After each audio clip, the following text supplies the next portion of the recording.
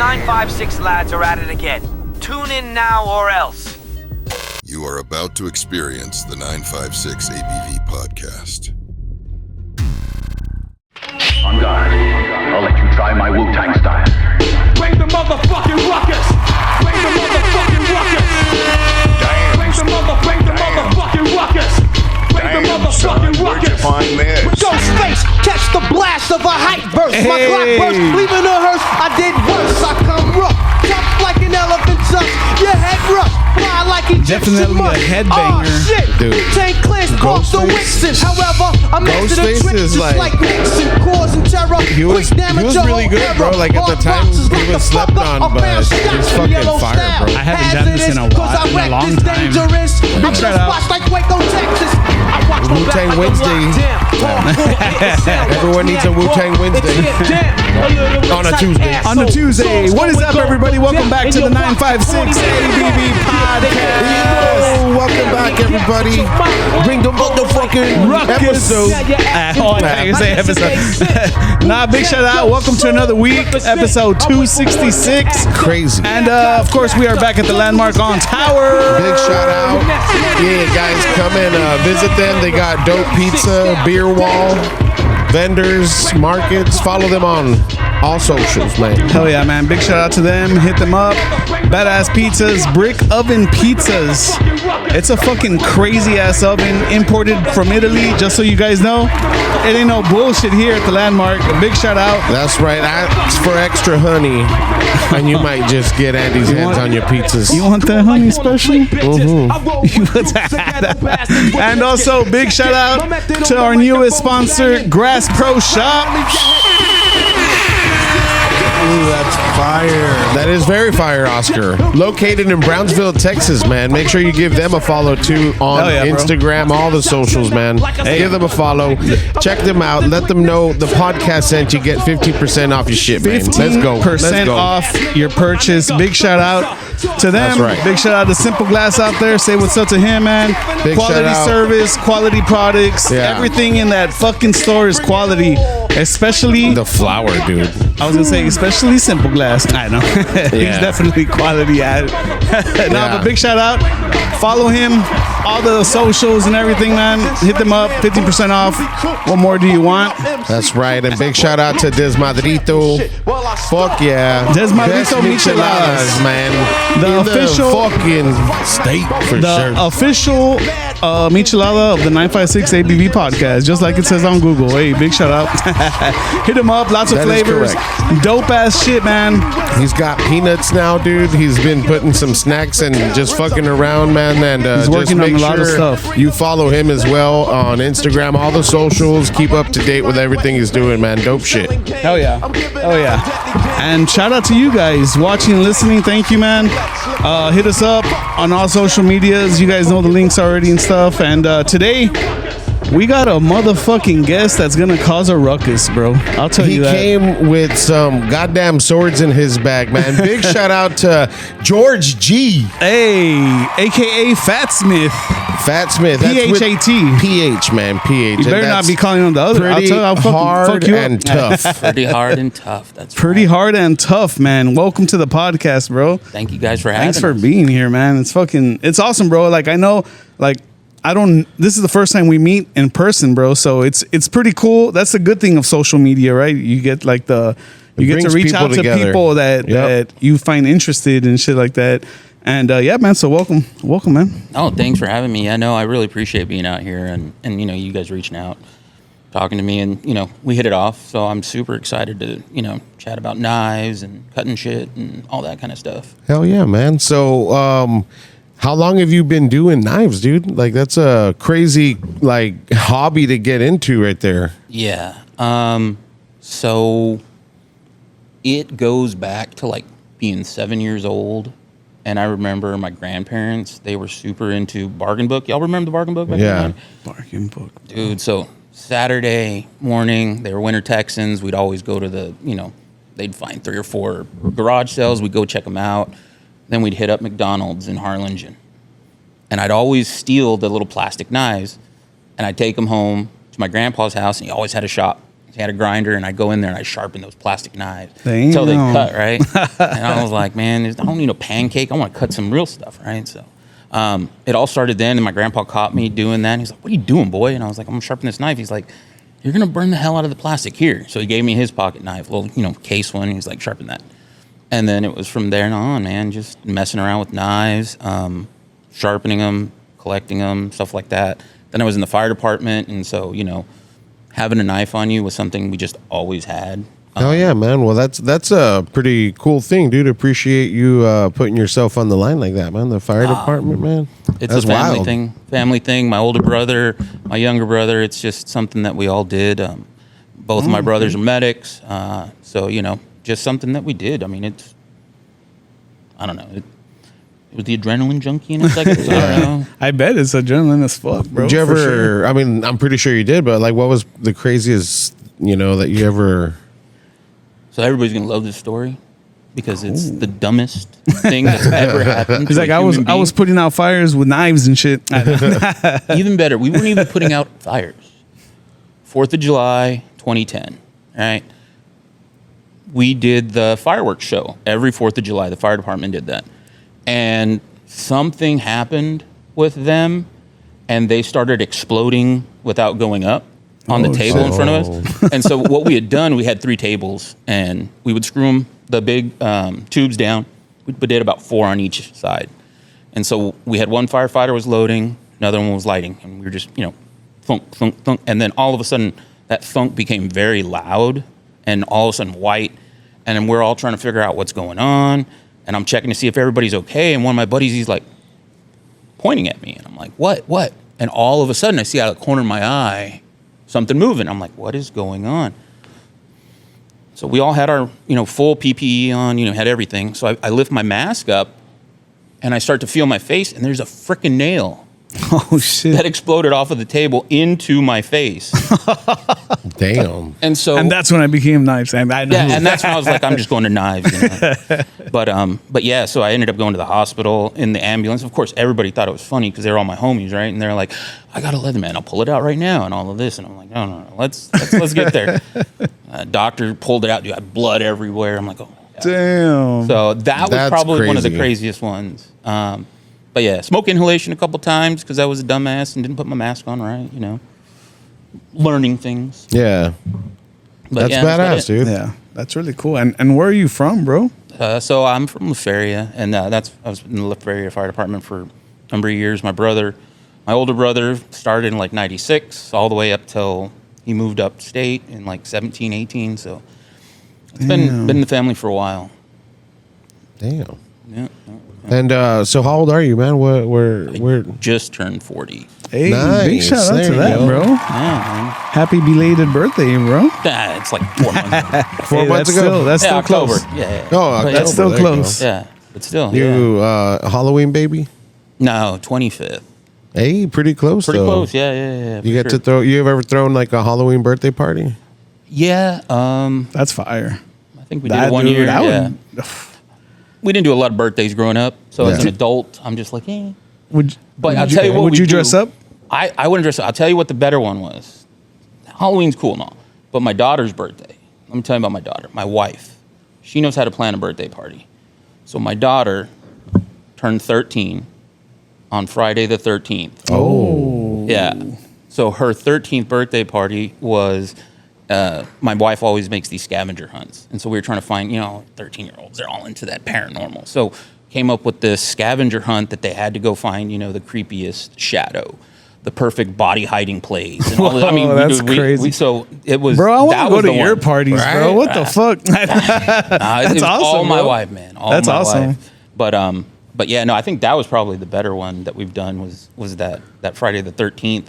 That And she sounds did another pretty one cool, for dude. Parks and Rec for Hell my yeah, daughter. dude. Oh, cool. Like the show? Like Yeah. Nice. All the food was served on Frisbees because that happens in an episode because they don't want to wash dishes, so they just get Frisbees and eat cereal and stuff.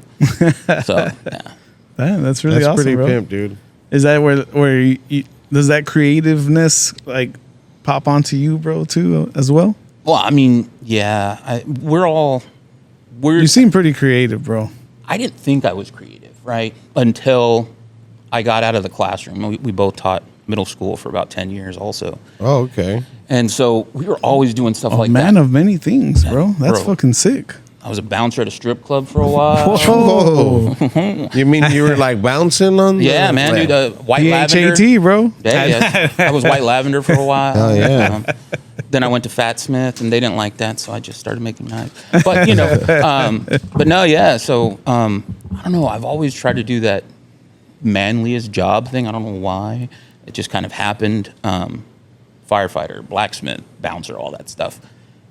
But I'm just like a little teddy bear, man. I just want to like cuddle. I'm a lover dog. I don't Hell want to yeah, fight. bro. Yeah. But hey, it helped pay for college, so that's what it's at. So Oh, hell yeah, bro. But What were super you creative. doing in middle school? What were you teaching, dude? So we taught a little bit of everything. We taught at a private school for a while. So I taught math. I even did a semester of art. And Do you like to draw, dude? dude, I can't draw. No? No, I can't draw a straight line with a ruler, bro. Mm-hmm. Like if it wasn't for 3D printing, half of these knives wouldn't even. I couldn't draw them out to save my life. So I just like start grinding and hitting it with the hammer until I'm like, yeah, that looks like a knife. I heard of an app for like other knife makers called Grinder. Are you on there? I haven't made my way to it yet, but I'm on there, and I'm not even a knife maker. Just like some hardened. Let me check out your piece. Yeah. He likes the fat ones. how hard is it? Pretty hard and thick. Yeah. That's a big motherfucker. Hey, would you like to join us for a little cervecita, man? Yeah, man, let's do that. We got Samuel Adams Cherry Wheat. I'm going to be opening this with my new bottle opener, courtesy of Mr. Fats over here. Hell yeah, we were going to talk about that right now. Got to get it on the corner there. And it doesn't work, right? It works. Okay.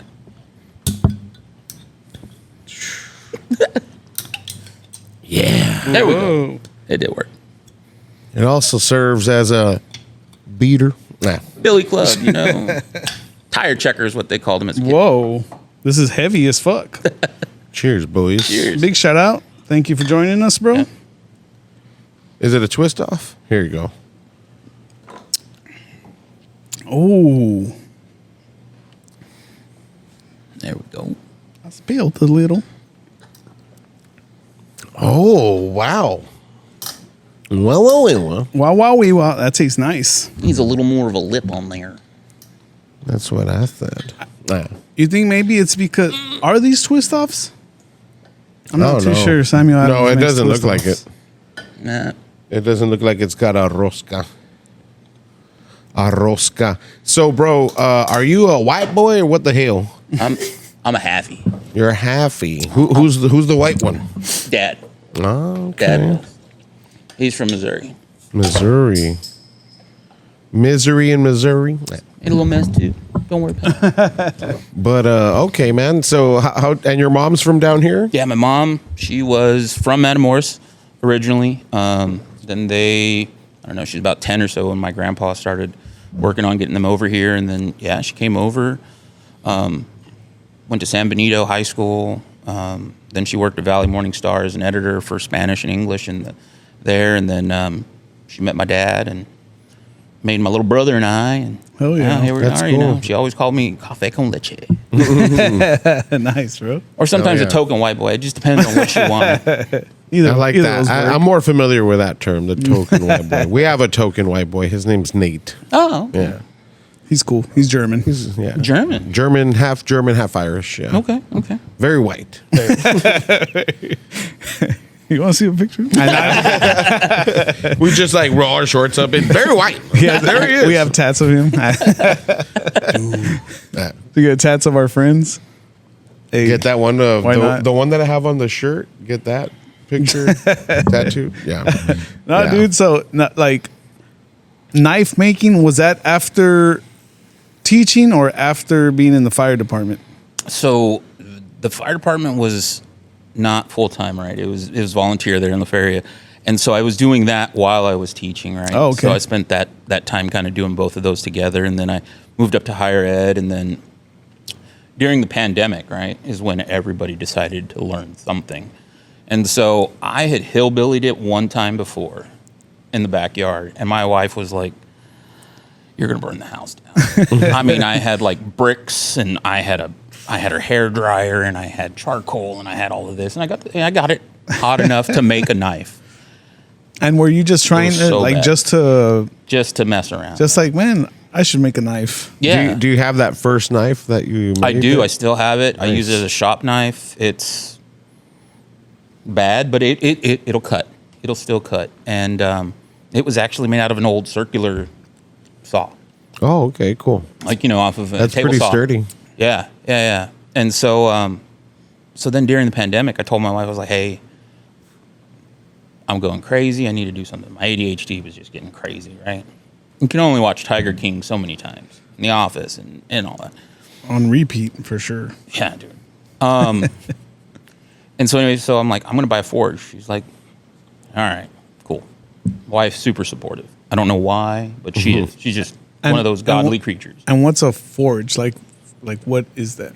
So there's two types of way that you can heat up metal, right? So the whole purpose of forging is heating, hitting, moving the steel, right? Things like that. And so forge is how you're going to put that heat into the metal. So there's two ways mainly. It's going to be either charcoal, and so it's not really charcoal. It's like little lump charcoal like this, right? And you want to do it, in your backyard. You go to the junkyard. You get a old drum brake, right? Okay. Flip it upside down. Put some piping on it. Put a T on it.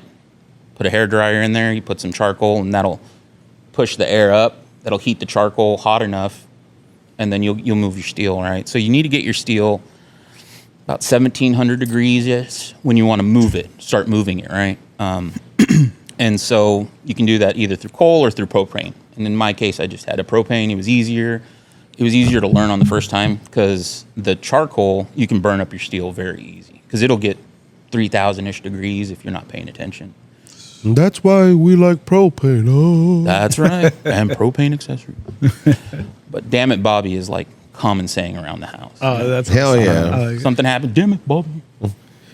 something I commonly say as well is, "That's my purse." Oh, that one's I don't know you. I don't know you. Yeah.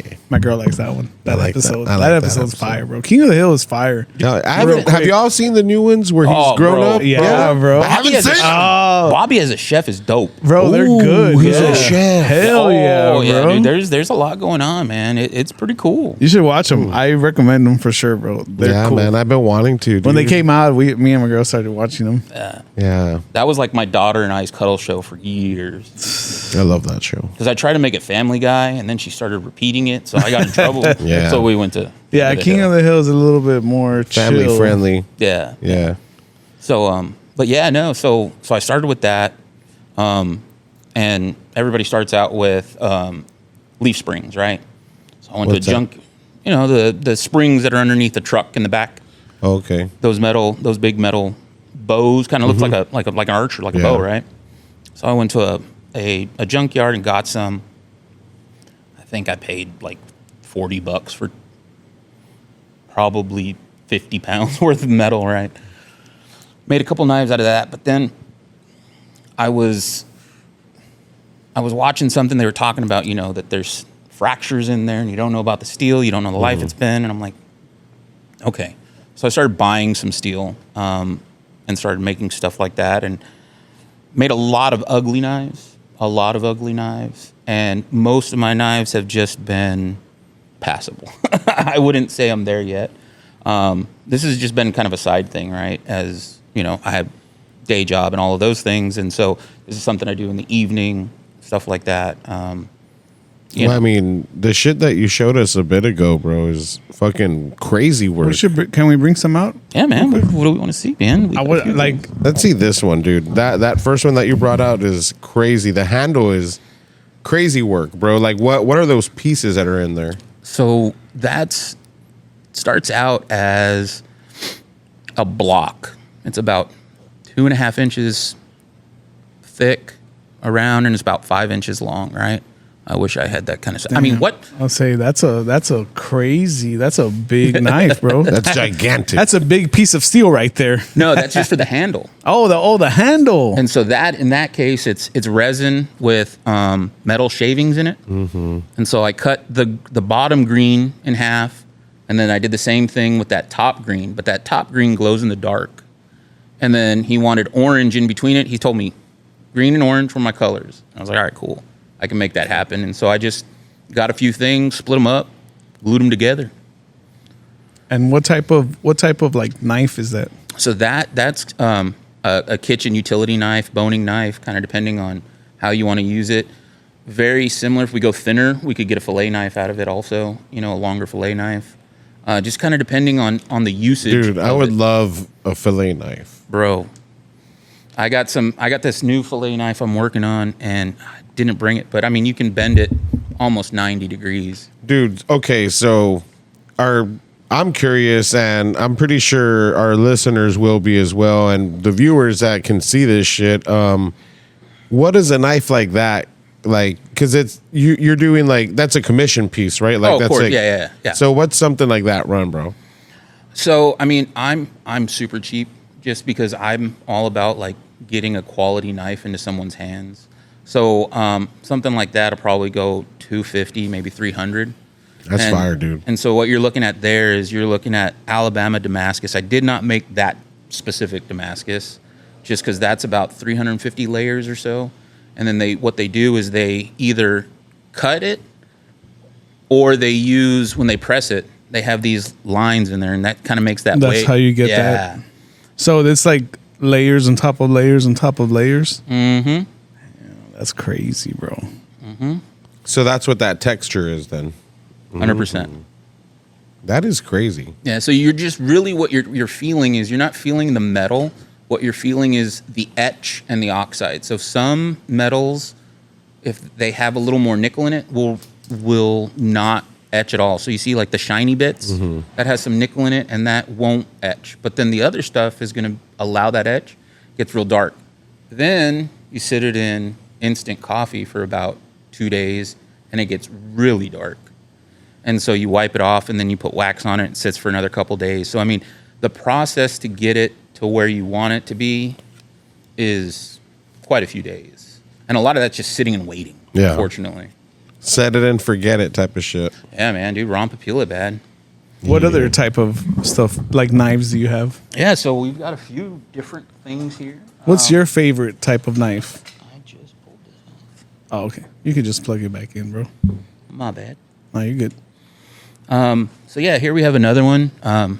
My buddy had me do a Becker knife that he had. He wanted the handle. He's like, dude, it's a really nice knife. I want a different handle on it. So I did a different handle for him, and I was like, dude, I like this shape. So I made one, and I had this Skull Grip X here. This isn't a commission. This is just one I made, and so if someone wants one, there's one right here. Nice. Super thematic, where skulls, all of that. This right here, I put it at 66.6 degrees because I'm super thematic and so I don't know. Just so if anybody wants a demon knife, this is probably the one. What's that? A demon knife? Demon knife. I don't know what you would call it. It's just a camp knife. Okay. Damn, bro. That is super feels dope, so bro. crazy. Like it And what does that run for? it feels like quality, bro. Like that's what it feels like. That'll get a sheath, so that would go for like 175-ish. That's fucking pimp, dude. This just turned into an infomercial, dog. Right? Call the You number can on the slice screen. Your bread. Yeah. You can slice your fucking beer bottles. Wow. That is so that's a Rambo knife. Yeah, that's a Fire. do everything knife. I love it. You want to take out the serial killer, you got that. You want to chop some wood, you got that. Dude, I had recently bought I guess I'll ask you after, but I had recently got a machete. Okay. And I was using that to clean the limbs, like in the trees, like because I don't have like a saw. Yeah. Like an electric one or gas. And so I was there with the machete, dude, and it did some pretty solid work for a machete from Ross, dog. I was tripping out. Like, You bought a machete at Ross. yeah, bro? dude. God damn. Ross, go to the hardware area or like where they have tools and shit. Where You'll they have find like some the dope car stuff and shit, Yeah. right? Dope stuff. Machetes. I go a lot with my chick, so I'm like, I find. Let me go to the my man stuff section. to look at. Let me go find the oil. I got a box of motor oil. You're man. holding your wife's purse looking for the oil. Yeah, I get it. pushing the cart around with my Starbucks. But dude, so so I guess I wanted to ask, like, have you ever made anything that big, like a machete or So, a fucking sword or something? I haven't made a sword yet. Damn. The biggest thing I've made is a bill hook. So it's kind of like a sugarcane knife almost, but it kind Oh. of curves at the top. Okay. And it was a little over 12 inches just the blade, and then so it was about 17 inches total. I mean, it's a big size, but I mean that's about the biggest I can go, depending on my heat treat oven, right? So a lot Like- of it's going to depend on that type of stuff. Like how much you can work with in there, the space and shit. Exactly. So I try to do most of my heat treating, whether it's stainless or carbon, in the oven because it gives me a very consistent temperature, right? In the forge, you're guessing, you're like eyeballing it, Yeah. you're hoping and you're probably 50 degrees off every time. That sucks, dude. Yeah, but I mean, it's close enough. And really the main thing for carbon steel, I heard even Jason Knight say, as long as you get it to about 1,500 degrees and put it in oil, it will harden. It may not be the hardest, but it will harden, Yeah. right? And so that's kind of how I started until I got that oven and was able to really start dialing it in. And so, yeah, so a lot of it was by eyesight at first when you were just using the forge and putting it in oil.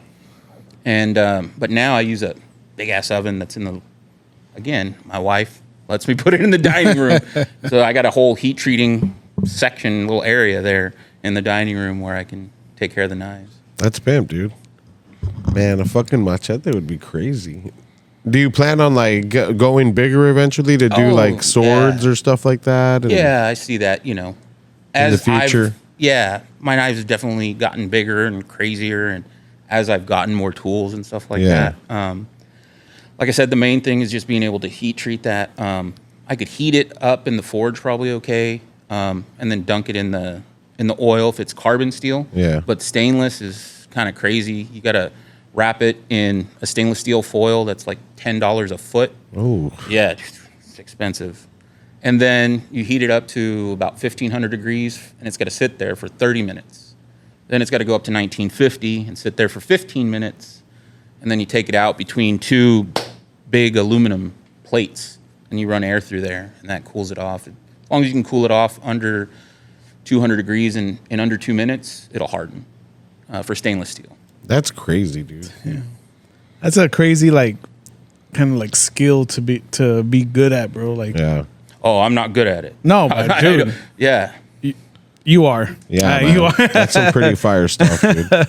And so, like, how soon after like getting into the knives, like, did you start doing like resin work and stuff? Because that's like a whole other. That's a whole other beast. Yeah. And I didn't really get into resin until September.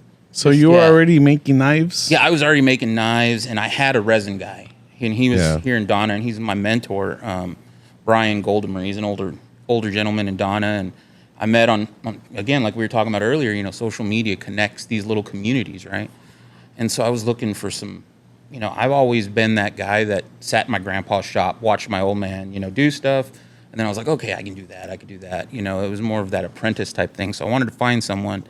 And there was this guy in Donna, and so we started hanging out, and he was getting older, and he was kind of starting to do less and less. And so we were working on different projects together. He'd make stuff, and so I eventually got his grinder from him. He sold it, got a hell of a deal. I mean, I'm so lucky for him. And then he's like, I'm not going to make any more stainless steel knives. And so I bought the heat treat oven off of him, and so, those tools kind of have allowed me to do that. And so he's starting to do more and more resin type stuff and things like this. And so I was talking to him about it. And so I got a vacuum first.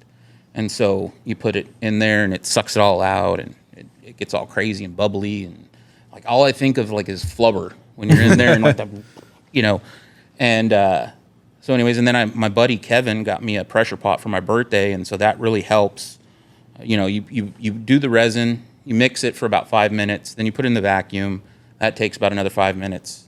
Then you put it in whatever mold. So like these skulls I made you guys, you'll mix the colors in, you'll put them in there, and then you'll put it in that pressure pot, and then you'll put an air compressor on there, and that goes up to about 60, 70 pounds. And then that'll sit He did for bring about, us gifts, ladies and gentlemen, just so you guys know.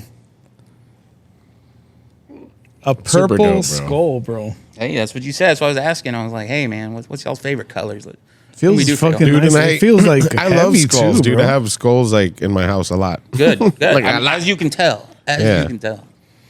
Yeah, I got a little skull tattooed in between my moobs. Oh, that's cute. Let's see. Let's check it out. That's an after show thing. I think. Yeah, that's where I get pooped on. The Target. That's the target. Hey, Hey, whatever you're into, bro, I support you 100%, bro. hey, if it keeps it out of your face, I You're guess. the one pooping on me. That's the why I one that support asked you, for bro. the I tattoo. support you. It was your idea, bro. He wanted a spaceship. I'm like, let it be me. A spaceship. Man, so speaking of spaceships, dude, how are you into like conspiracies and stuff? Have you ever Dude, experienced any crazy shit? Bro, let me tell you. Tell us. Again, my dad's a white guy, right? So I Damn. Whoa. What? Wait, it's Black History Month. Yeah, that's we'll get you back next month. There you go. There you go. But no, like the 90s were all about the Ruby Ridge conspiracy and how the government, and the CIA shot first and all of this, So For sure, yeah. I've been all of that. I went to college. I got a degree in political science. So Oh. all of that is where I'm at. Dude, if it ain't about UFOs or where I'm there. I'm ready to hear it. So what rocket ship conspiracy are we talking about now? I mean, I want to know. there's been a lot coming out, actually. Do you believe the Earth is flat? Nah, dog, it's a donut. A donut.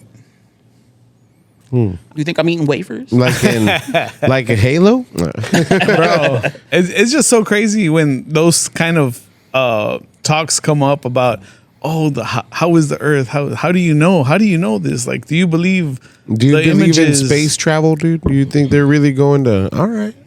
So let me tell you, this is an homage to my father-in-law. He died a couple years ago, and one of the greatest men I've ever met in my life. Super amazing man, devout, everything. I mean, one of the best Catholics you'll ever find. But you start talking about aliens, and that man will punch people. Damn. I mean, every year he and his buddy would go to the Edinburgh UFO thing. Yeah, for sure. I mean, he paid all the money for the coast to coast 24/7 and all of that. So aliens and all of that. Dude, my father-in-law was all into that. So my kids, like, I can't tell you how many times they've been to Roswell. Like, Damn. dude, yeah, they grew up around That's cool, aliens and bro. stuff like that. Like, I like HA was that. always on. Yeah, I Hell like yeah. that too. I like watching that. That's badass, dude. Yeah. So I mean, yeah, I always believe in that stuff. I mean, Have you ever seen anything? Like you've never seen anything crazy in the sky, or? I have 2005-ish. Okay. We saw something. I came home. I went to go get my niece. My brother and my sister-in-law were going to the island for something, and so I picked up my niece at Whataburger as they were on their way. And I was coming home, and when I was pulling in the back driveway, my mom and my little brother were standing not just in the backyard, but like outside of the fence, and they were looking up, and I'm like, "What the fuck is going on here?" I'm like, "Is everything all right, y'all? Is like something wrong with the power lines or what?" They're like, "We're not looking at the power lines." I'm like, what? So I get my niece out, and I was like, "What are we talking about?" And they're like, "There's a light right there." And there was a light right there, and we saw it. It changed like red and green. It was weird, man. And like the whole neighborhood was outside looking at it and stuff. And we tried to like look at it through a telescope, and every time you kind of get focused on it, it seemed to just move enough. So, I mean, I don't know what it was. I mean, I'm sure it's a star or whatever. Yeah, wait, you never know. You Yeah, said that's all. 2005. 2005, something like that. That was in Westlaco. When No, you that lived would have been in Laferia. Westlaco? That was In Laferia. Yeah. Dude, because around that time, and I've told this story on the podcast, I was on my way to a homeboy's house, and I was turning this way, so I was facing this way, and I saw some crazy shit in the sky. And I was like, what the fuck, dude? So, anyways, I got to my homeboy's house. I was there a couple hours, and when I left, I'm hearing the radio, and like on 104, I think they were talking about that. A lot of people were calling in saying that they saw like from like Weslaco area and stuff, and like I'm just like, what? Like that the power went out in some areas, and I was like, whoa! And it was around that time, dude. That's crazy, bro. Man, I've never seen anything too crazy, right? I believe in all this stuff and everything. I've just never seen it through my own eye, or maybe I have and I just don't remember or something like that, you know. But I do believe there's like crazy stuff happening that we don't know about on this planet, bro, for sure. Oh, dude, I can't tell you that. Y'all watch the Skinwalker Ranch one? Yeah, dude, that stuff does not make any sense. A whole bunch of stuff, and then now that they're like rewriting history, bro. Like as they find more stuff and everything. And it's just so wild to me, bro, that so much history is being we're being taught like stuff that wasn't true, you know, like, and then it's so crazy. You know, being a teacher, like thinking about it, so much of the stuff that we learned in high school was outdated like 5 years after we did it. So, I mean, it's so wild because, I mean, you're getting all of this.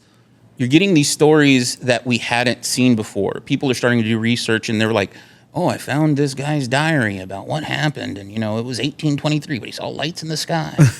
And, like, that's how we became, you know, Mormon or whatever. And they're like, nah, dog, it was UFO. Like, so there's, like, two people. There's all these different stories, and we're starting to get all of these firsthand accounts in diaries or whatever, because that's all you could do back then was write shit down. Yeah. And it's just so crazy how every culture has some like wild story of like people from the stars, people visiting and helping them with just things like and supernatural shit, bro. Yeah, like, bro. It's just it's so crazy, bro. Like to think that every culture like grew up with stories like that, bro. Like it's just they're way too similar, right? I mean, look at the buildings that you see, right? Like, how do you get these damn pyramids in China and in South America and all of that look exactly like, you know, a pharaoh would be popping out and be like, hey, man, what's up? It's a lot like an Egyptian. Right. Someone that does fucking magic that came from the stars and shit. Yeah, they're like, wild. That's a god right there, bro. Yeah, exactly. That's what it was. It was either a god or, you know, and that's what they would say. You know, they came from the heavens, but really they were just coming from the sky and they didn't know how else to describe it. Yeah. You know? Just like we're figuring out. They were just so poetically spoken, and that's just the way they describe the sky from the heavens. Yeah, well, I mean, then, you know, their form of entertainment was to tell stories, right? And to pass it down. So they had to give as much detail back then as possible because you had to explain it to a guy who's never seen, you know, a horse before, right? And all of a sudden you're telling, there's this thing with 2 legs, really long, or 4 legs and really long hair. And it just runs, and it makes this weird huge dick. He was dragging this thing underneath. I don't know what it was. He had like an arm hanging from his stomach. He had 5 legs. He had 5 legs. One was really short, but pretty impressive. Man. They're talking like that back then. And It was shit. dripping, dog. Back then, right? Dog, dude. It was fire. It was fucking fire, bro. It was a fat horse. God. Oh man, but yeah, no, it's just I mean, the government's so involved in it that there's no way there can't be something going on. Yeah, bro. I definitely believe that there's like, you know how there's the government, but there's above the government and above that I think is just like connected in some sort of way, bro, with like crazy shit. Or when it comes to the government, the highest up in the government like is the devil, dude. Straight up. I mean, you never know, bro, right? I mean, you never know. They're sacrificing, Adrenochrome, doing blood sacrifices and all that kind of stuff, man, at that Epstein Island. That's what they were doing over there, bro. Bro, a whole bunch of stuff just started coming out, but I don't know, man. It's also kind of hard to tell, like, what's true and what's not because people just be fucking putting everything out there and shit. Yeah, I mean, so it's like so much AI. Take your pick. Like, I don't know. Trolls. and you can say something so dumb But if you say it well enough, someone's gonna be like, "Yeah, that's right." Like, yeah. Yeah, That's my whole life, bro. That's my whole life, bro. That's true. Oh, dude. You got any more knives, bro? man. I like to see all of them, bro. Like, that shit's fucking fire. Well, let's bring out the bag then. So, yeah, so this one, I didn't do the resin on. This is my homeboy Brian. He did this, and so that's a hybrid handle. So it's wood up on the top, and then some yellow resin with a black liner, and And is this like your signature thing? that's my H right there. And what's the H for, bro? Handley from my last name. Handley. Handley. That's right. Handley knives are handy to have. That's dope, bro. To turn an H into A one of the knife. things, a knife. And my buddy swore up and down. He's like, "That's Hell's Kitchen. That's Hell's Kitchen." I'm like, "Bitch, I got ADHD and I've watched all seasons like 28 times." No, it's Oh, not. man. Is it? Now I'm going to Google. Yeah. It's not. It's not. And what, They got the what pits type for of it. knife was that? That's a utility boning knife. Okay. And then I love it. we got my little e-dogs or my little chodes, kind of The depending chodes, yeah. Oh, these are fire, bro. on. Dude, I like the big version that you pulled out of that one. Look at these, man. What do these run? Those just depends on the steel. Probably if we start on something simple, probably about $100 with the sheath, and then if we go into that, those are all stainless, so that'll take it up just a little bit more. But again, you're getting to, I like to call it generational functional art, Hell yeah, dude. and so we've That's got, good for gutting. That's good for a little bit of anything. Open packages. This one's for killing, predator. That one's my favorite. They shouldn't let us And run all that's these knives, that's bro. stainless steel right here. This one. Now that one is a carbon steel 1084 is what that one is made out of. It's crazy, dude. And we've got this one. I didn't show y'all this one. I love this part of it because it's like very barbaric. Damn, bro. Gives it like a very This one's fire. caveman fucking vibe. You know what I'm saying? This Like, one's nice, dude. Again, trying to keep that thematic, trying to go with that The wasp honeycomb. nest. Yeah. yeah, that honeycomb. Y'all can't see it, but he put a I'll real post pictures honeycomb for from sure. his backyard in this motherfucker. That's right, man. That's right. I gotta make a video of all these knives, Let me bro, see for this sure. one. Look Yeah. at this one. I'm gonna let you pull it out. That's a chef knife, That's a camp knife. a camp knife. Yeah. So what's it like? I mean, because this is what you do, but like, how do you spot like the differences? Like to me, this looked like a chef knife. What's the difference between a chef knife and this? The thickness. Oh, okay. The thickness. So, I mean, you want something thick like that for a camp knife so you can split wood. You got to kill a deer. You totally can. You can really get in and cause some damage. And then a chef's knife going to be, super, super thin. Starting out with that's like a 3/16 stock that we start out with on that one. Most of my chef knives started about 3/32, maybe 1/8 of an inch at the most. Damn. And then this is you bring nice, it down as tight as you possibly can. So it's like a very tapered type of edge on a chef knife. Oh yeah, yeah. It's very, very thin. And so also on a chef's knife, you're gonna want to put what's called a straight edge, right? And what's on one of those, you're gonna put kind of like what's called an appleseed edge. So one you'll grind to when you're sharpening it, you'll make sure that angle is on something that's a little harder, so you get a very straight angle. But on those, you'll grind it kind of on the top part where the belt is a little looser, and so it's a little more curved. And so what that does is that just helps it last a little bit longer through harder stuff and things like that. But with the chef's knife, you're not going to be cutting a lot of hard stuff like that. So you want that thinness so you can get through stuff quicker, things like that, and then it won't stick to it as easily if it's like that. And so you can do a lot of different things. Yeah, man. I have it's not like an expensive one, but I have like a pretty decent chef's knife. And I bought like a little, I think it was like a Walmart brand knife sharpener What would you recommend the best way to sharpen a knife, even if it's a shitty one? Yeah, no. Well, I mean, the thing is, I mean, you can have a crappy knife, but if it's sharpened well, I mean, that's really the most important thing is. That's what I've heard, like in a lot of cooking videos that I've watched. That I mean, these guys have dope knives. But they most of them I've heard say that, and I'm just like, okay, well, so I sharpen the like shit out of mine, but I feel like I'm constantly my butter knife and shit. like sharpening it. You know what I mean? Like I feel like the I'm difference. Yeah, That's I'm the doing difference. it like all the time. Yeah. I mean, depending on where you're starting, what you're using, all of those things are super important, but never use anything that's motorized because they go way too fast. They're going to heat up that steel and it's going to make it dull quicker. So when I do my knife edges, I do them on my belt grinder, but my belt grinder is only moving at like 10 to 15% of what it normally will, right? Where a lot of other people, when they put it through there, I mean, that's like 3,400 RPM or whatever, I mean, might as well put a damn, chainsaw up against it or whatever. And so that's what makes them run out quicker, right?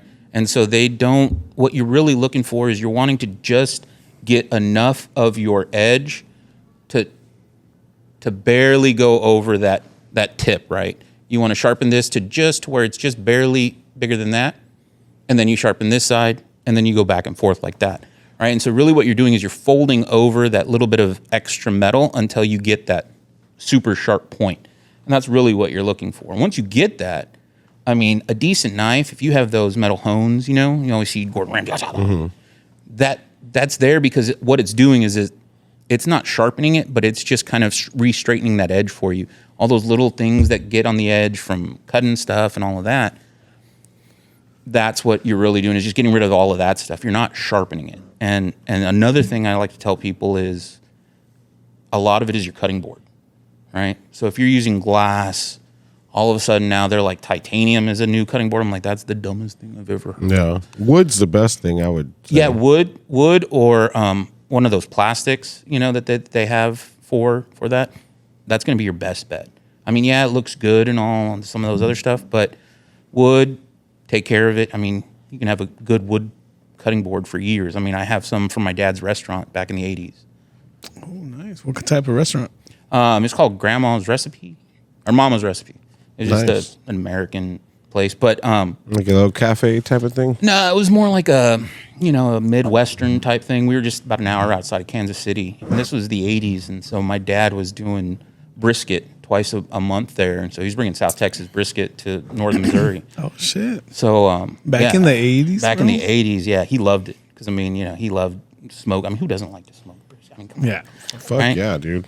And brisket is so fire, bro. Brisket and biscuits and gravy. Ooh. I like biscuits and gravy, dude. Bro, we have this 3-pepper biscuits and gravy. So when you make the gravy, you use black pepper, you use crushed red pepper, and you use white pepper.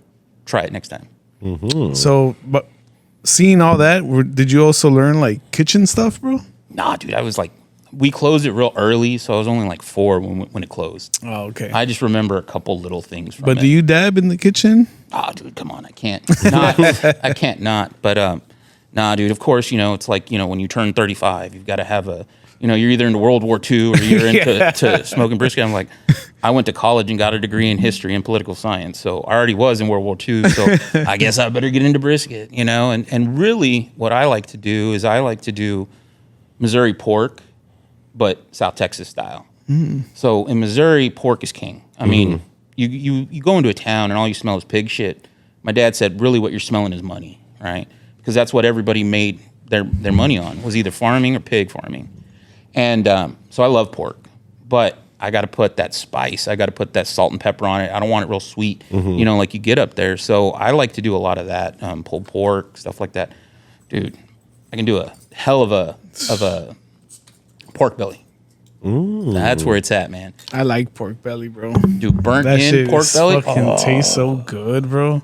Bro, some of the best burn-in pork belly I've had was at Teddy's, dude. Yeah, that's where I had it the first time. So I kept good, trying bro. it, man. Yep. It's so good, and I'm just trying to perfect it. So I'm getting there, but I'm not there yet. But it's damn good. Hell yeah. Man, that's also a big scene, Man, right? I haven't The cooking scene. barbecued in a minute, bro. Man, I feel like I can maybe make this some mean weekend- ass baked potatoes, bro. I make fajita and then baked potato, but like badass fajita, and then some baked potatoes, and then I cut the fajita real nice and then I put it on top of the baked potatoes, like That's where fajita baked potatoes. I can make the shit out of that. Let me tell you what we smoked 2 weekends ago. So, my wife, right? some wheat. Talk about her. So, my wife, for some reason, she didn't grow up in the country like I did, and so all of a sudden she wants to become a country girl, and so we started off with like 2 little ducks because our cat, like there was this. You remember that storm, like at the end of June, very beginning of July. Like 2 hours before that, our cat brought in this duck, this baby duck, and went into my daughter's room and gave it to her. Like, presented, dude, wasn't hurt or anything, but it was this baby duck. And we're like, what the hell? Okay. Here's a duck. Yeah. So we're You like, left this outside. yeah. So we started trying to take care of it. And about 3 hours later, the cat comes in with another one. We're like, what the hell? So we had these 2 baby ducks. We didn't know what to do. And so they were starting to get too big for the aquarium we had put them in because that's all we had. My wife's like, oh, let's look for like a chicken house or something on Facebook Marketplace. Right. Well, she finds that all right. But the chicken house comes with 6 chickens and all of this. So we went from 2 little ducks to 6 chickens. And so, yeah. And then she's like, let's try turkeys. And we're like, all right. And so we raised these turkeys. And so we processed them a couple weeks ago during the cold front when it was nice to keep them chilled while we were doing all of that. And I watch. You guys ever watch Guga Foods on Instagram? He does like steak experiments. Anyways, Maybe I've come across it. yeah, I'm sure you have. Is he Asian? No, he's like Puerto Rican. Oh, okay. No. I think he's like from Florida or something like that. He's done a bunch of stuff with Uncle Roger. If you've ever seen him, I don't think I've seen Uncle Roger. dude, Uncle Roger's hilarious, bro. Yeah? I've seen Uncle Laser. You guys got to check out Uncle Roger. He's hilarious, dude. He started like during the pandemic, but he played like everybody's Asian uncle, right? Like he made the stereotype of all of these uncles. And so he started doing all of this and started talking shit about people's fried rice videos. Dude, like he even did one on Gordon Ramsay and he called Gordon Ramsay a walk fuck boy because he had 2. But he hates on Jamie Oliver. He hates Jamie Oliver. It's just funny. But anyway, so this guy did this experiment and he's like, they aged food with oyster sauce, you know, the oyster sauce. So when we processed these turkeys, I was like, let's try it. So we aged one for about a week or so with this oyster sauce in a vacuum sealed bag and everything. And I smoked, holy crap, man. That was like the best turkey I've ever had in my life. Damn. My mother-in-law's like, you got to start growing more turkeys. I'm like, that shit ain't happening. Dude, they are the biggest assholes I've ever met in my life. Oh my God. They're horrible.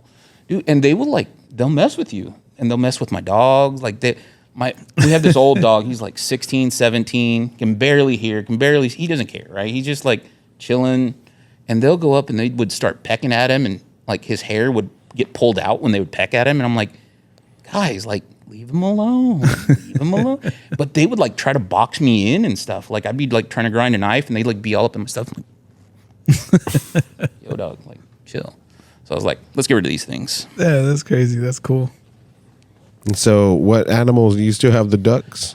We have one duck that we thought was a female and turned out not to be. So his name is still Violet. How do you know when it's a male or female? Have you seen the duck dick? No. So it just got pretty all of a sudden. We're like, oh, ducks don't get pretty like that if they're female. So that was how we figured it out. So the girl ducks are the ugly ones. Yeah. Nice. Touche, women. Well, in the bird world, dude, it's all the males that are the pretty ones, man. That's true, dude. Like I've gotten into bird houses and bird feeding and shit. Okay. So I had bought this bird feed because I've seen cardinals there like around my house, just never at my house. And so I bought this feed that like squirrels don't want it, and it just attracts cardinals and other wild birds. And dude, like earlier today, I was chilling outside, fucking red cardinal. The males are the red ones, and the females are like the brown ones. And But dude, it's so pimp to just like sit out there and watch that shit. But it's true, dude. Like the male birds are the prettier ones, dude. What do you Crazy. think 20-year-old you would say if you said, "Oh man, it's so awesome to sit out there and watch this red bird"? The males, not the females. You want to watch the males? I just want to look at the pretty birds, dog. Yeah, Leave me seriously. alone. Why you got to be like that? It was a beautiful sunny day. Like, dude, It came from the heavens.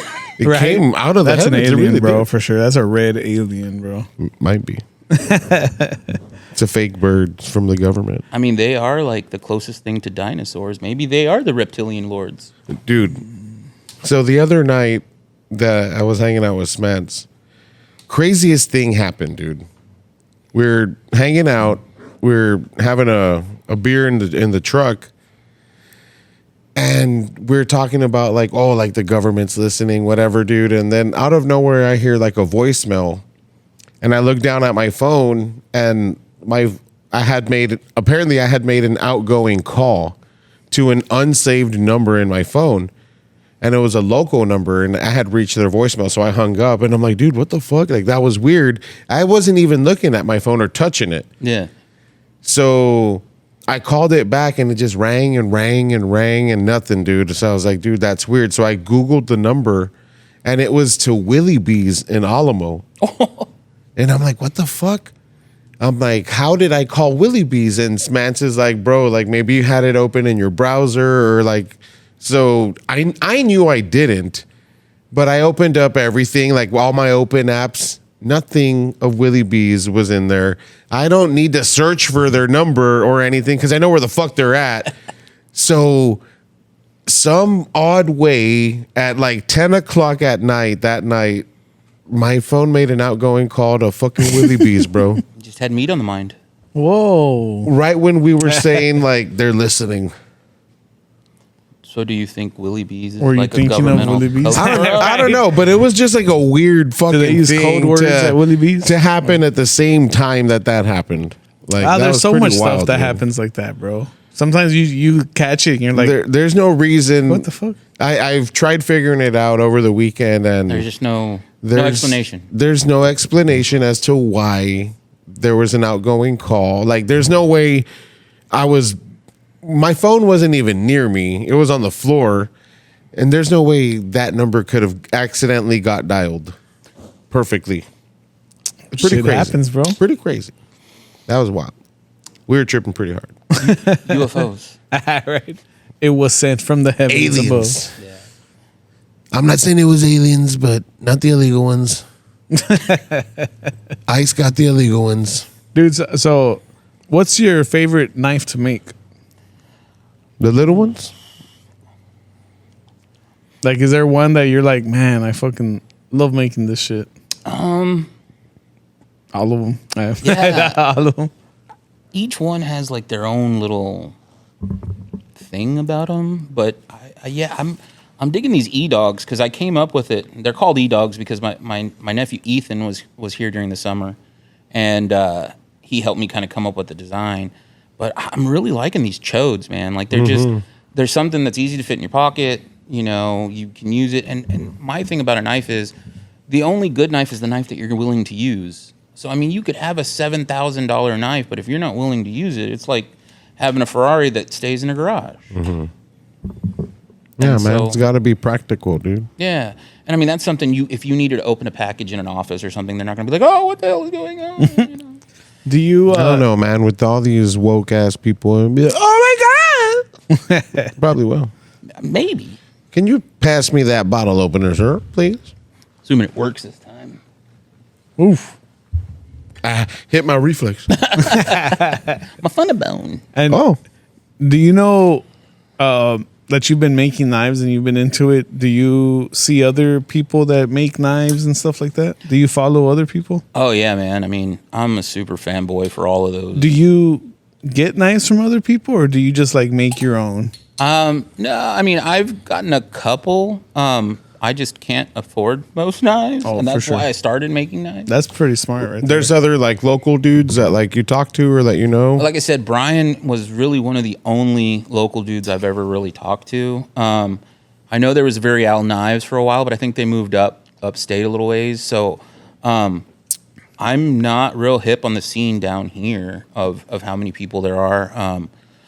You know, a professor I worked with, father, and I kind of started getting talking, and he'd been rehandling some knives, and so I gave him some material and stuff. So he's kind of dabbled at it, but I haven't seen it as a big community down here. I know up towards like Corpus, kind of in the Brush area, right, 361 kind of area, there's a lot more of those folks around. But the 956 is a little unsaturated right now.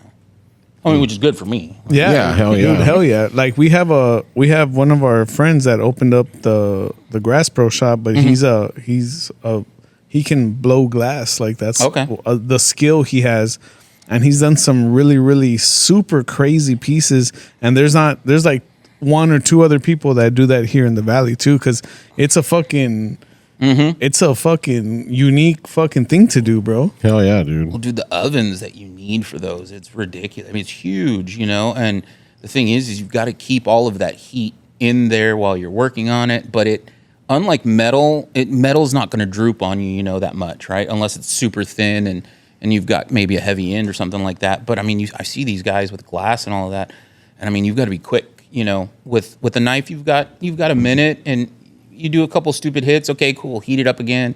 Next time you can smooth that out. But yeah, no, glass is one of those things that I see, and I'm just like, damn, now that's a skill, bro. Dude, I like seeing Pretty crazy, man. People like that, people like you guys are like zoned into doing this one thing, and not a lot of people do it, and it's just fucking cool to learn about and to watch your videos, and you like when you post the honeycombs, when you post when you're posting all that stuff. Like, it's cool that I like got onto your page and followed you, because now, like, I'm learning in real life about all this stuff, and it blows my mind, bro. It's like cool. Shit that you watch on TV, like, you know, that like you wish you would be able to like talk to those people yourselves. Like, Yeah. I mean, because there was like a blacksmith show, right, where Forged they would in Fire, that show, dude, and that show was fucking crazy. So it was cool to see them doing stuff, and it's cool to see someone here and someone like right in front of us presenting us this kind of shit, dude, because I mean, this is quality shit that you would see on a show like that. You know what I mean? Like, that's the way I see your work, bro. And it's just cool to like be able to like see and feel it firsthand. And like, you know what I'm saying? Like, be able to ask you questions that we can't ask the TV. Yeah, no, for sure. And, you know, Forged in Fire is really, that was the thing, right? Like, that was the thing. I was like, finally, I was like, oh, shit, if they can do it, I can do it, right? And of course, everybody thinks that, right? Yeah. And, you know, it's 5 years, and I still don't think I'm ready to go on the show by any means. But I've been lucky enough to meet a couple of winners, right? So there's Tobin Nieto. He's up in San Antonio. So when I was up there last year, I had been following him on Instagram. You know, I'm that guy that just posts random stuff just to like, oh, I've heard that guy or whatever. I've heard that name before.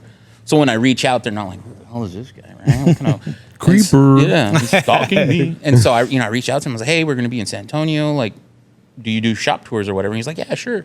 And so not only did I get to meet him, but then he called over one of his buddies who was another winner of Forged in Fire. So I got to meet two Forged in Fire winners. That's badass, dude. And you know, really got to talk to them about it. And they're like, oh, yeah, you know, I do this and that. And so I've changed some things talking to them, right? And so I'll post something like, hey, I'm trying to do this. And some other knife maker will be like, oh, yeah, I had the same thing, right? And so the community is super all about sharing. And, you know, I've been fortunate enough because I was an educator, right? And I worked in higher ed. I was able to mentor a student group, right? And so I taught a bunch of students how to make knives, right? They came over to the house. They went through safety features, things like that.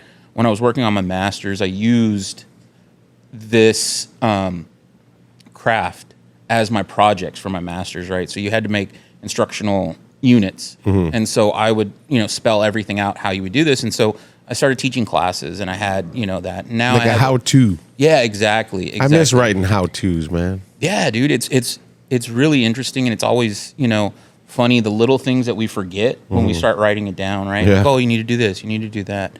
And so being able to teach it has been one of those things that's been really, really cool about it. I have this great shop apprentice that he got his grad degree up in the Northwest, and he came back, and he got an MFA in percussion. And so he was thinking about, should I become a teacher? Should I go into music? Things like that. And so his dad and mom asked, hey, could you, while he's trying to figure this out, do you mind, showing him some of the things that you're doing? I'm like, yeah, sure. He's really taken to it. I mean, he's like comes over 3 times a week. We make some really cool things. He started kind of figuring out what his maker thing is. And I think that's one of those things, right? Like I tell a lot of folks is, as AI is coming out, right? One thing that they always talk about is the time that's going to be saved. And I was like, okay, cool. But what do we do with that time that's saved, right? Like if we're not teaching our kids what to do with that extra time, they're going to do dumb shit with it, right? And so if we get them to that highest level of emotional ability, which is self-actualization, right? Like where do they stand in the world?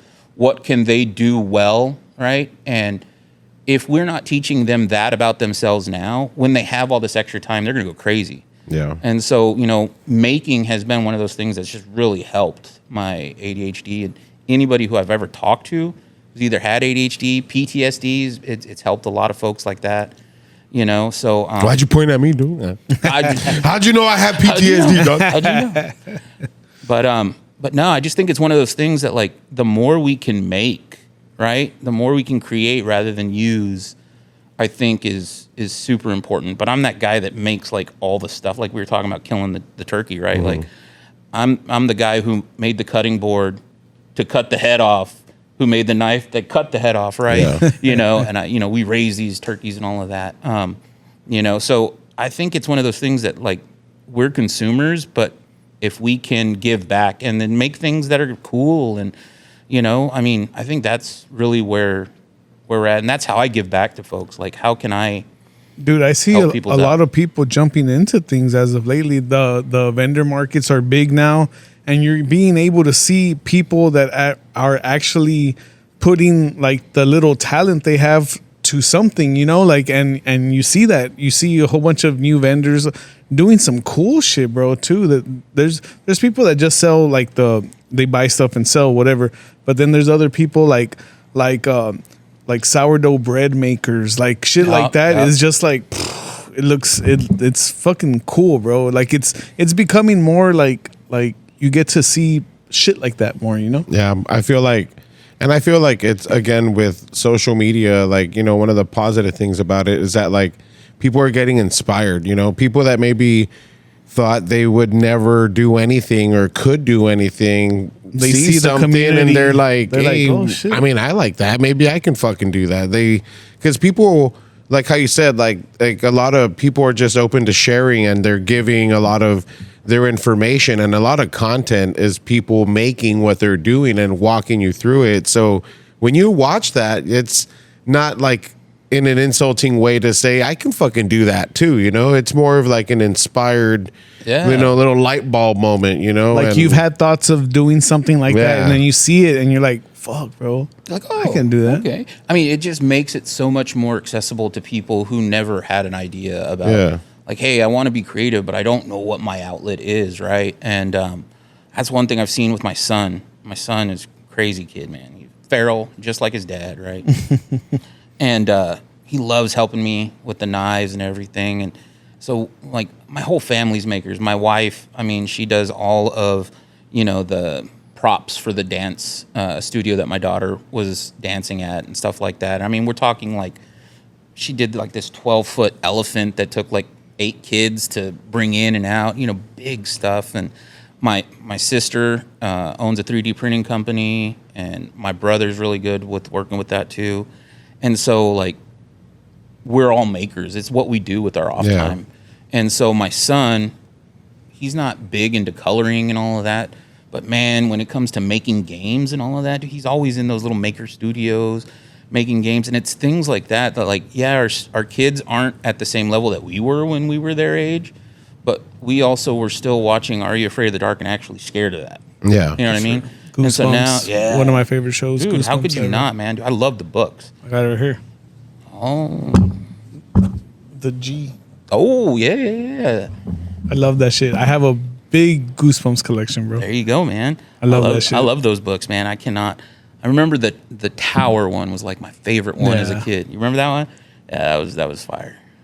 That was my stuff. Is there anything that you like to do? Like, I know you like making knives and stuff, but is there anything else that you do like besides that?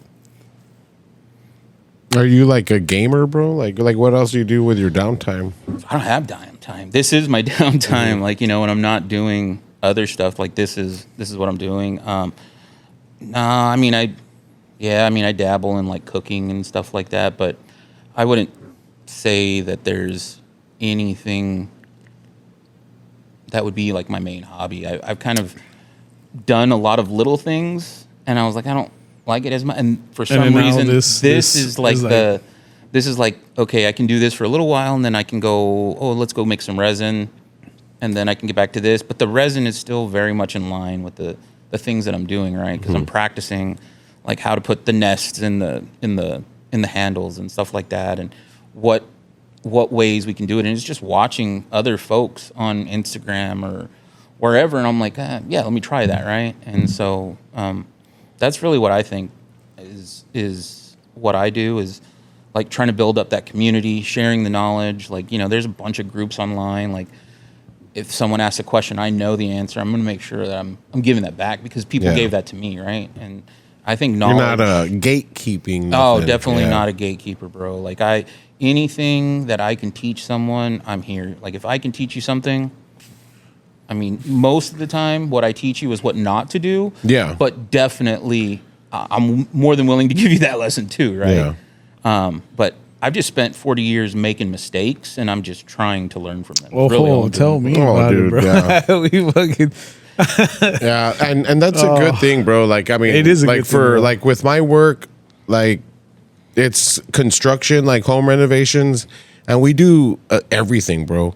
Like from flooring to roofing, like you name it, dude. And there's a lot of things to learn. So when we hire a new guy, it can be a little overwhelming. Oh, yeah. And I'll see that, especially my dad, you know, he's the one that'll be trying to explain and show them, and they don't, you know, really get a good grasp of it because he never really gives them that opportunity to do it. He's just showing them, you know, and they're just shadowing the whole time. Them.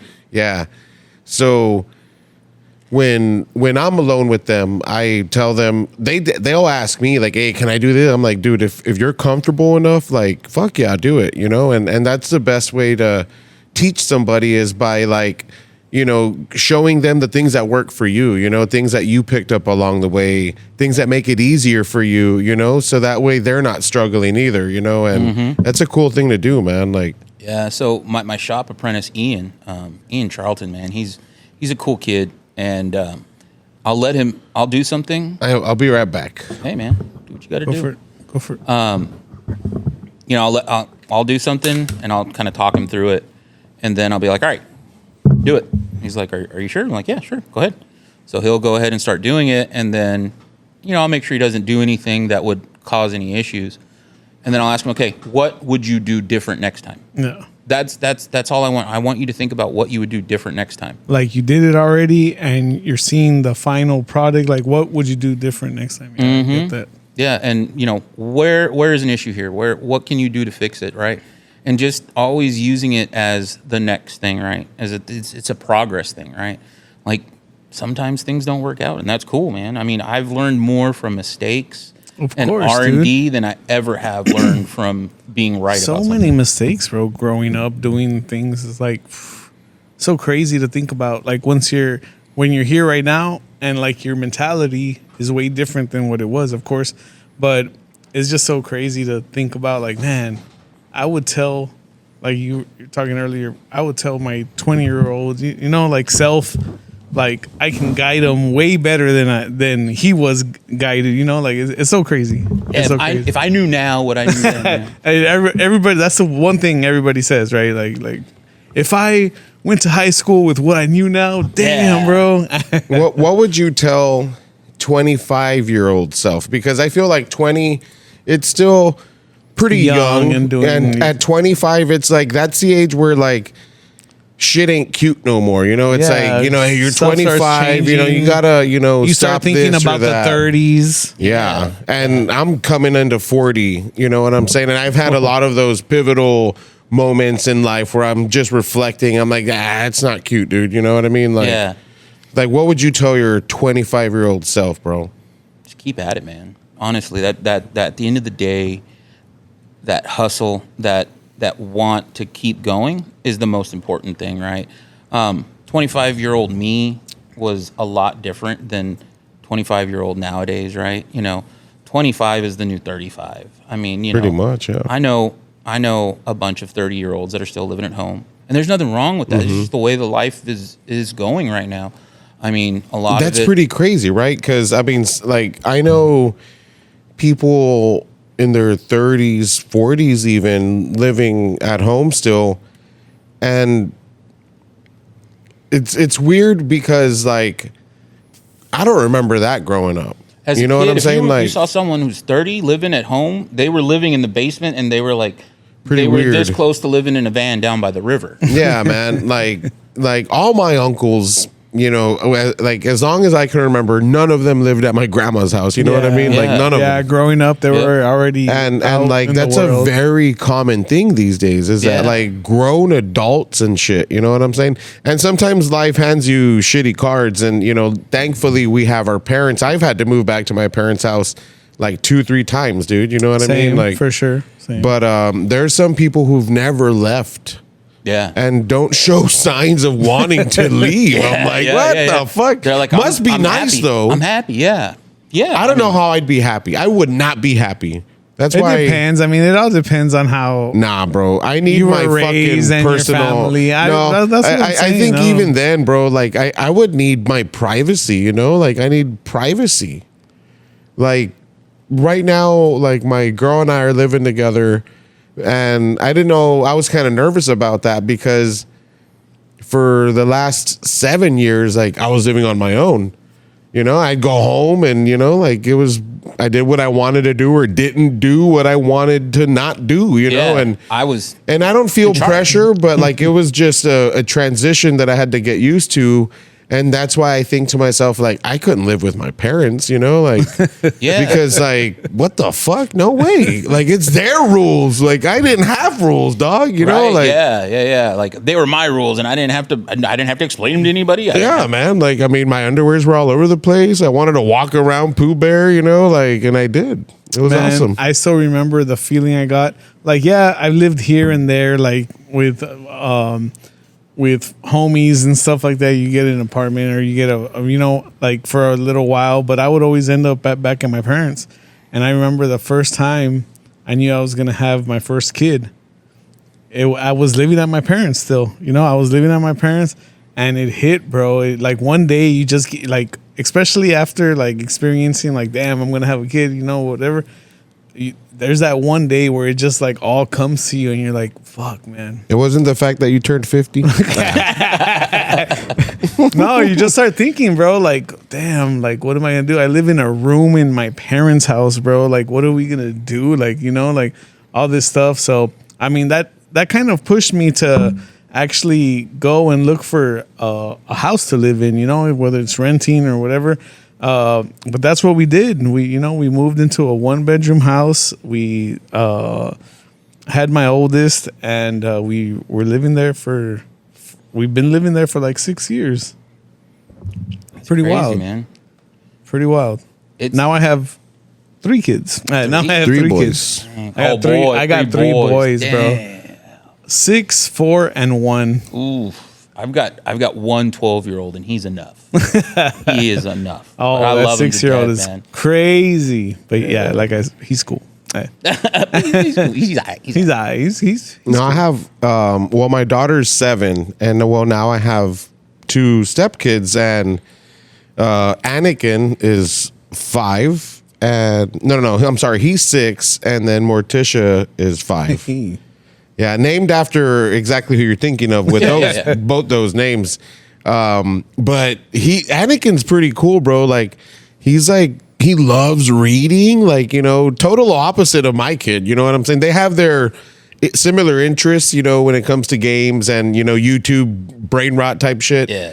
But like he loves to read. He's very, he does his homework and shit. Like he's pretty cool kid. You know what I'm saying? Like not the kind of kid I would have hung out with when I was a kid, but it's cool seeing that, like he's a good kid. And like you're saying, what would you say to your 25-year-old self? And thinking back to it, it's like, I do that every day with my son, right? Like I know he's getting ready to do something dumb, but then I'm like, okay, is this something he needs to learn? Or is this something we can wait a little while for him to learn? Like it's so hard to figure out when to step in. Yeah. Because I don't want him to think, oh, here's dad telling me again. But then there's also times like, look, son, we are the exact same person. I know exactly what's going through your head. Don't lie to me. Like I know. I love you to death because you're me. I know why your socks are under the bed. Yeah, for sure. I know why your tube socks are under the bed. Now I know why you've been watching YouTube and me. But yeah, no, it's like you're getting ready to do some dumb shit. Please stop. Yeah. And then finally he's like, oh, okay. But then Dude, sometimes you just want him to. With parenting, live bro, and like, learn type of shit. Like, I don't know how y'all feel. Like, I mean, you had brought up AI earlier, and I use Chat GPT quite a bit, bro. And I use it, like, sometimes, like, my daughter's 7, and, she's, having some trouble at school, being, trouble in school from her report card, bad conduct and doesn't listen to authority. And I'm like, okay, like, how, what's going on? And I reflected on, some things that I did as a dad where I feel like, I spoiled her without her really earning the things when she started school. Like I kept seeing her like, oh, she's still my baby, so I'm going to keep, like that was our thing.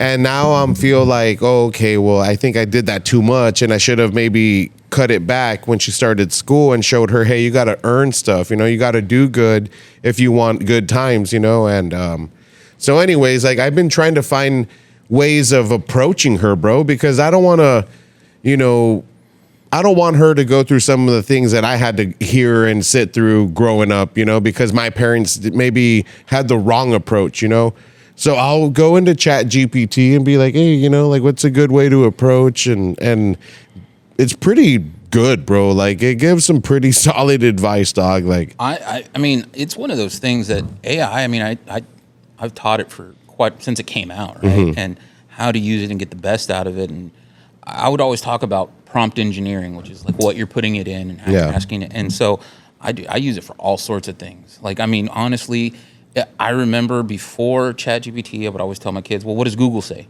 Now I'm just like, well, what do you get from that, right? Yeah. And I remember we were using it on my daughter's, something she was doing. And she's like, no, I can't. My teacher said I can't use this. And I was like, I'd love to have that conversation. Yeah. And all we were using it was to explain how this was the answer. And that's all we were using it for. Yeah. I was like, the problem is we're not teaching those kids how to use it the right way, right? Like when we grew up, I mean, we're all pretty much the same age, right? Like we would get PowerPoints and Word and they're like, oh, word art and everything should fly in and you need to look like stuff. And like, no, dude, that gives people seizures and like make people like want to throw up and stuff like that. And it was more of a worst thing. distraction. That's all it than was. anything, yeah. I was like, you're not teaching us shit. You're just teaching us how to make things colorful. Like, great. But, now that we're looking at it, we're like, all that stuff was wrong, but it's a distraction, right? Like, we teach us how to use these things correctly. It'll help, right? Yeah. But at what point do you let the technology override? Okay, so I'm happy that you are into AI shit, bro, because I've been reading about it since it launched a few days ago now. I think you know what I'm already getting into, Moltbook. No, talk to me. I don't know what Moltbook is either. Okay, so not even maybe a week ago now, AI agents that are, that people pay for, like these actual AI. Oh, I did read about this for sure. They created their own platform to communicate with each other.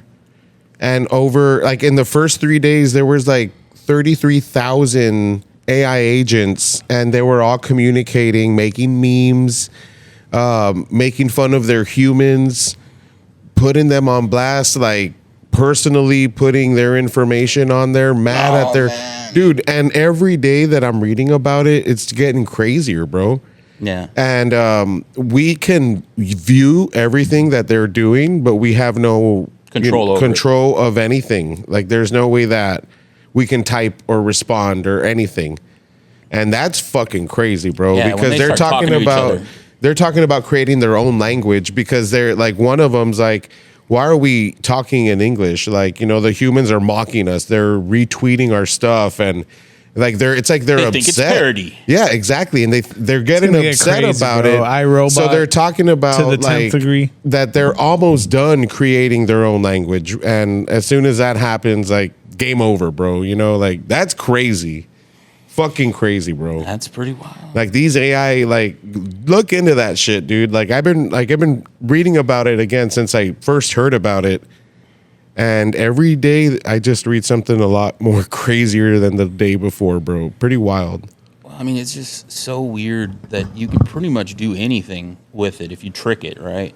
And so, I mean, they just today or yesterday they just raided a bunch of places in France and in Europe because of the algorithm, and they're calling Musk to talk about it and stuff like that. And these algorithms are starting to get into CP, you know, and stuff like that, going back to Epstein Island. Could you imagine how much worse it could have been if they were using AI to help them do all that stuff? What I fucking, what the fuck was I don't remember what I was hearing or whatever, but they were saying that the reason they got all these new files and stuff from the Epstein shit is because they fucking hacked the government, bro. Like legitly successfully hacked the government to get stuff that they weren't going to show to anyone, you know?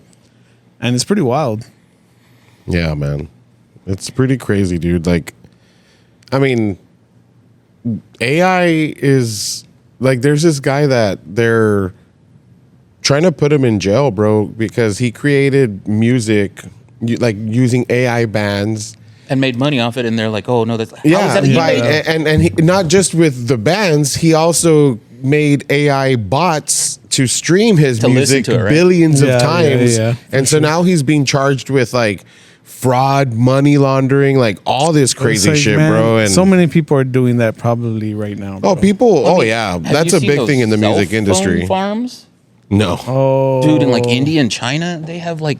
Yeah. Each person will have like 50 different cell phones, and they're all just doing random things, just clicking on stuff, dude. And they pay people to click on those links, so they'll use 50 different phones. Click on those links to get all these different IPs using it and stuff like that. So, I mean, they're doing the same thing. They're just doing it.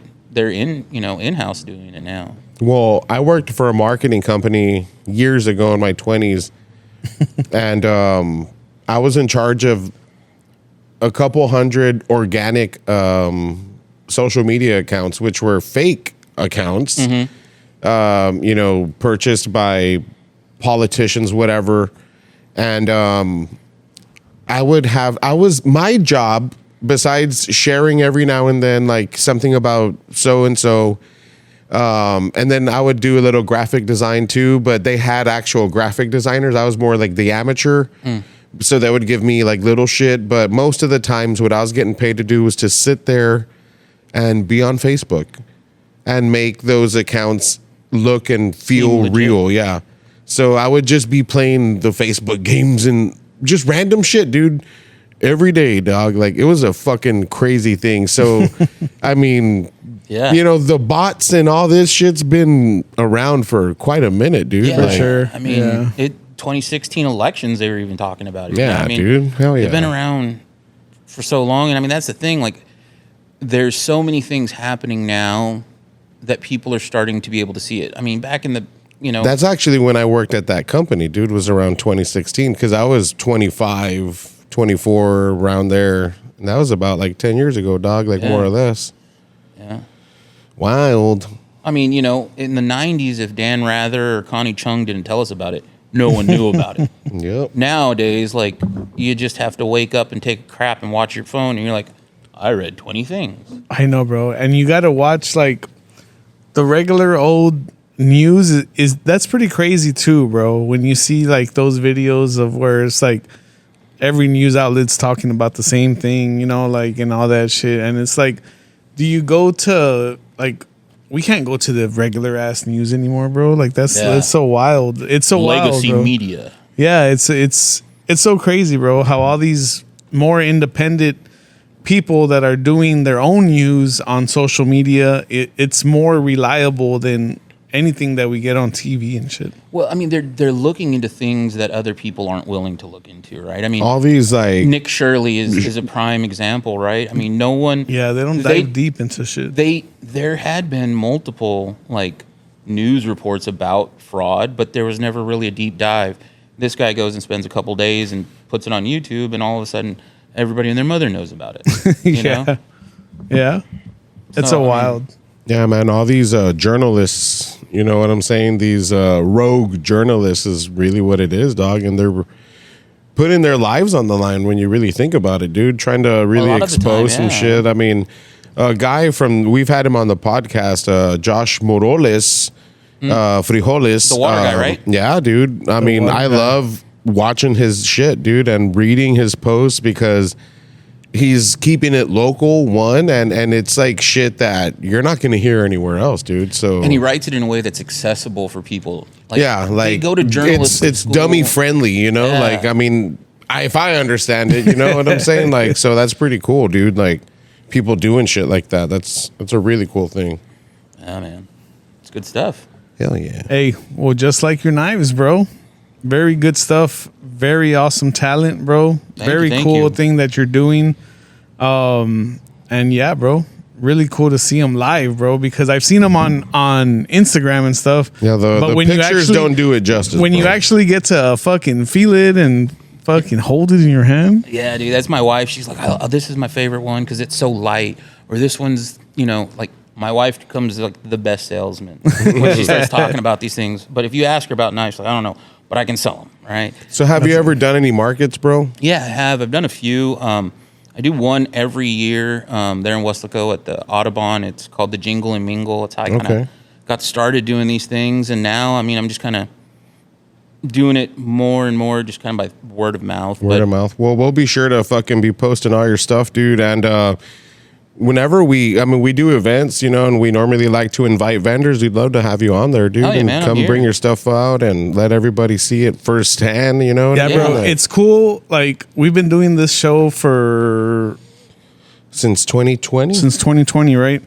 And the people that we have met and everything, to see them, like, what they're doing now, or even recent people that we met, we like to stay in touch, bro, and like we become friends with them, you know. And whenever, like Joel, dude, from Teddy's. Like, sure. we did an episode with him when it was just audio inside the lobby, and then we went back and we were doing video. I think we were doing video by that time, weren't we? And yeah, man, and we were, you know, catching up. By that time, he had Jolene's, you know, he was working on other stuff. So it's cool to keep in touch and see the growth and you know, and to learn about it, you know. We'd love to have you back on, you know. And also, I know you did you made a knife for the homie Ismael Forkit. I did.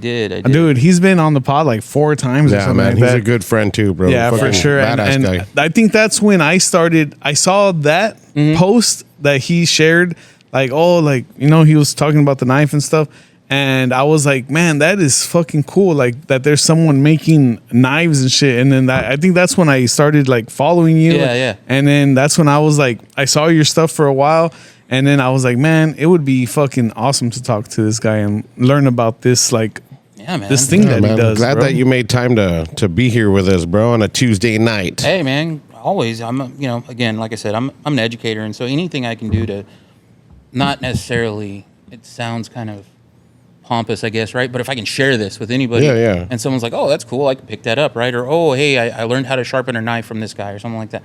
Anything that's going to make their lives better or cooler or whatever. I mean, who doesn't want to pull out some cool shit like this and look what I can cut, bro? Yeah. I am definitely going to hit you up soon for something. You know, I definitely want a handmade knife. Like, I would love bro. a chef's knife, dog. Yeah, so we can definitely. I'll be talking to you about that pretty soon, dude. Yeah, man. And where can people find you at, bro? PHATSMITH Handley Knives on Instagram is pretty much where I do everything. And dude, Instagram's probably the best fucking social media outlet out right now, dude. Like, Facebook, I hardly ever get on Facebook. Are you over 35? No. Yeah. You know, but yeah, no. Instagram, I think it's dope. And you know, just sharing that art and letting folks know, like, hey, like, you can, be it's cool a with this. gift, bro. It's more than just a skill. This is a good dope gift that you got in your hands, and it's cool that you're able to share with everyone, man. Fucking bro. Awesome stuff. Thanks, guys. Yeah, I just want something that you can pass down to your grandkid, whatever, like. Well, that's a fucking badass thing, bro, for sure. What you're doing. I appreciate it, guys. Fuck, Yeah, man. And thank you for the Appreciate gifts you, too, dog. bro. Yeah, I know. Yeah, definitely. Thank you for the gifts. Super this cool, is dude. Gonna be fucking awesome, bro. I'm moving to a new house, bro. So I am definitely gonna display this where I can, like where my girl lets me. Yeah, man. I already know where I have a curio in my bedroom, like a corner piece, and the top part is, well, we haven't decided whose is what. Yeah. But I already She'll let you know. I already kind of claimed the top one. But yeah, that's where that's going, bro. I fucking love that. Thank you, man. No, yeah, dude. Well, appreciate everything you're doing, man, and fucking thank you for coming on, bro. Hell yeah, man. Thanks for having Super me. cool. Hell yeah, man. Hey, to close out, we gotta get some knife stuff. We got Knife Party by Deftones. Big shout out once again. We'll see you guys next week. Fuck yeah.